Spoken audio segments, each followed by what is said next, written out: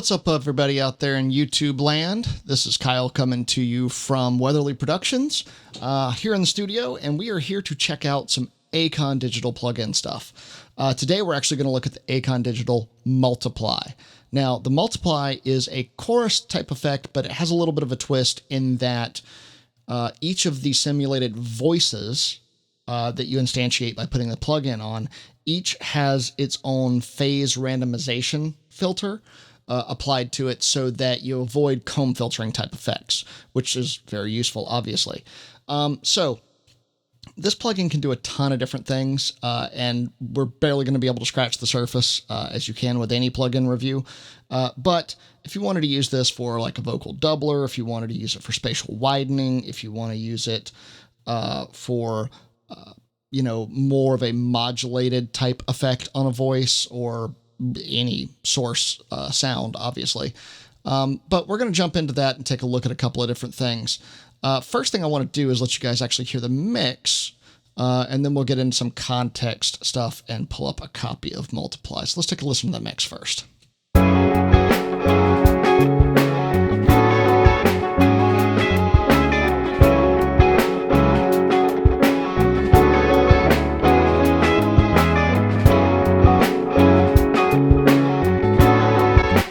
So there you get a sense of the mix as it stands. Let's solo this guitar and check out the effects bus for it. And we're going to turn Multiply off. And we're going to take a look at this plugin as it stands. So obviously, very simple layout here. You've got an EQ section here. You've got your dry and affected level here, and you can lock those. Frequency and amplitude modulation, your voice count that I was talking about earlier, your stereo spread, and your pre-delay. Now, when we're talking about this guitar, generally, this is the plugin setting that I am liking on this guitar. So let's listen to this guitar solo just so you can hear it as it stands today.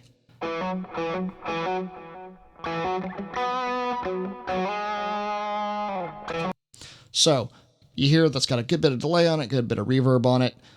Very cool tone, but I wanted it to be a little bit girthier, a little bit bigger, but not necessarily take up too much more space in the mix. I just wanted to add some depth and dimension to it. That's what I do by adding this plugin here. So let's take a listen.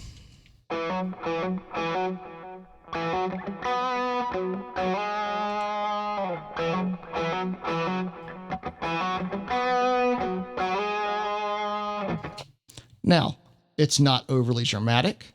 It's not going to blow you back out of your seat and go, oh my goodness. But what it does is very, very useful. And that's what I look for in plugins. I want things that are useful. This one added the depth, it added clarity, it didn't add any muddiness, it didn't muddy up the low end, it didn't add any anything that I think would be adverse to the mix. Now, we can check that by unsoloing this. Let's listen to it as it was without that on, and then I'll bring it on within context of the mix.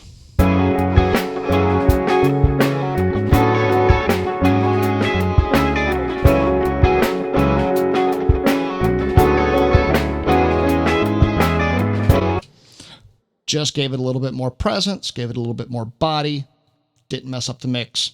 I like it. Not a lot of compensation that I would have to do after I instantiated that on a sound source, which I really, really like.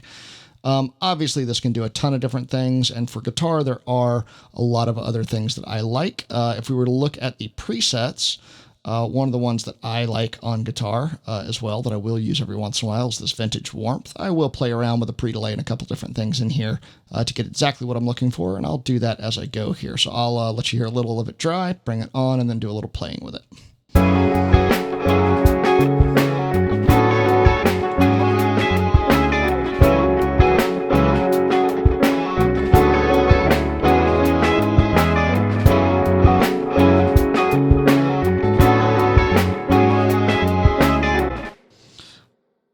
Now to hear what that sounds like, you're going to get a little more of that 80s kind of chorus type effect, and you'll hear that with it in solo a lot better.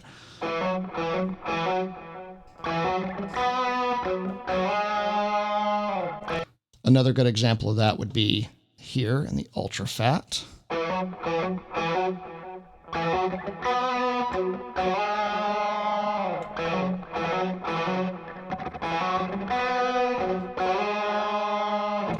So if you wanted something for a very staccato type guitar part where you can get that 80s chorus type tone to it, you can utilize this to achieve that.